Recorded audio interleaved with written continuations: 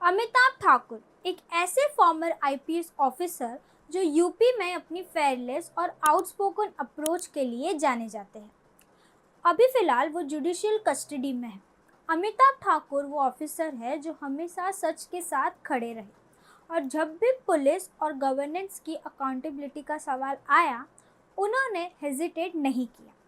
हर CM के tenure में जब भी पब्लिक इंटरेस्ट और रूल्स कॉम्प्रोमाइज होता, ठाकुर ने आवाज़ उठाई और आज उन्हें उन्हीं का ये फेयरलेस उन्हें फिर से मीडिया और पब्लिक अटेंशन का सेंटर बना रहा है। ये केस एक पुराने इंडस्ट्रियल प्लॉट अलॉटमेंट फ्रॉड और फोर्जरी एलिगेशन से जुड़ा है जो 1999 में देवरिया डिस्ट्रिक्ट में हुआ था। पुलिस के मुताबिक अमिताभ ठाकुर एलिजिबली अपने ऑफिशियल पोजीशन का मिसयूज करते हुए देवरिया डिस्ट्रिक्ट में इंडस्ट्रियल सेंटर का प्लॉट अलॉटमेंट के मैनिपुलेट करने में इन्वॉल्व थे, ऐसा पुलिस का कहना है, जिसमें प्लॉट उनकी वाइफ नुतन ठाकुर के नाम पे हुआ था। पुलिस का कहना है कि इस प्रोसेस में फोर्स डॉक्यूमेंट, फॉल्स नेम्स और एड्रेस का भी यूज़ किया गया है।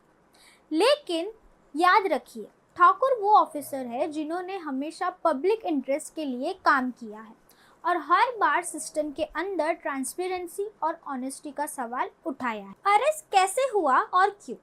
ठाकुर को अर्ली मॉर्निंग शाहजहाँपुर पुलिस ने मोहाली बॉर्डर के पास ट्रेन से ट्रैवल करते हुए इंटरसेप्ट किया।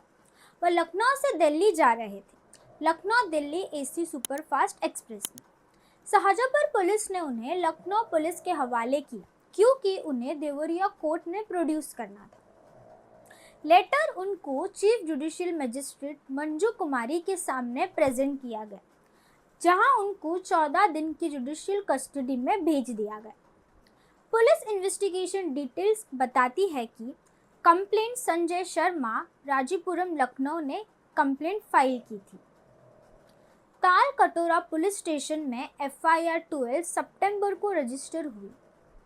सेक्शन 419, 420, 467, 468, 477 और 34 12(0)B आईपीएस के under ICT special investigation team बनी जो डॉक्यूमेंट्स कलेक्ट कर रही थी।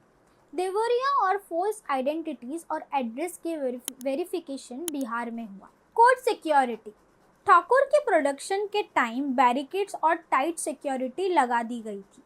ठाकुर की स्टेटमेंट और करेज कोर्ट के जाते वक्त ठाकुर ने रिपोर्टर्स से कहा कि वो अपनी लाइफ के लिए फेयर करते हैं और कोर्ट से पर्सनल सिक्योरिटी की अश्योरेंस मांगा।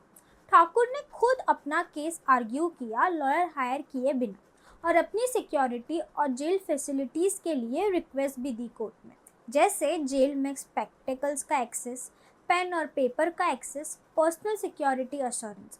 ये सब इस बात को दिखाता है कि अमिताभ ठाकुर हमेशा अपने प्रिंसिपल पर खड़े रहे हैं और हमेशा सच और जस्टिस के साथ स्टैंड लेते रहे हैं।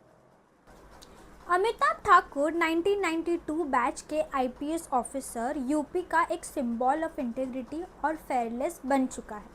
वो हमेशा पॉलिटिशियंस और अथॉरिटीज़ के सामने क्वेश्चंस उठाते रहे, चाहे वो किसी भी पार्टी या सीएम के टेन्योर में हो। हर कंट्रोवर्शियल और चैलेंजिंग सिचुएशन में ठाकुर ने अपना धर्म और ड्यूटी प्रायोरिटी रखा और ये अरेस्ट भी उनके फेयरलेस और अपराइट पॉलिसिंग का एक और चैप्टर बन गया है।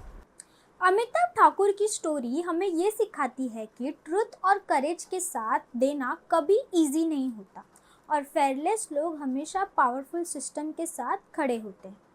अमिताभ ठाकुर की स्टोरी सिर्फ एक अरेस्ट का केस नहीं है, ये एक बिगर रियलिटी को रिफ्लेक्ट कराती है कि इंडिया में जब भी कोई सफेद सच या ट्रांसपेरेंसी के लिए पॉलिटिशियन और सिस्टम से सवाल करता है तो उसे अक्सर कॉन्सिक्वेंसेस फेस करना पड़ता है, चाहे वो बोल्ड आईपीएस ऑफिसर हो, सोशल एक्टिविस्ट या जर्नलिस्ट हो। जब कोई रॉन्ग के खिलाफ स्टैंड लेता है तो उनकी स्ट्रगल और चैलेंजिंग हमेशा विजिबल होती है।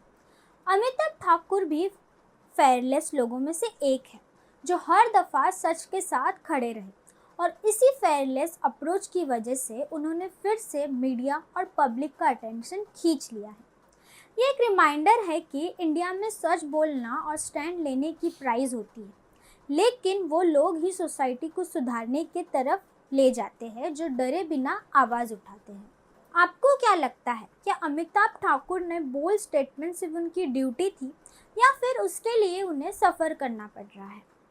अपना ओपिनियन नीचे कमेंट में बताएं और शेयर करें, और लेटेस्ट अपडेट के लिए हमारे चैनल को सब्सक्राइब करना ना भूलें।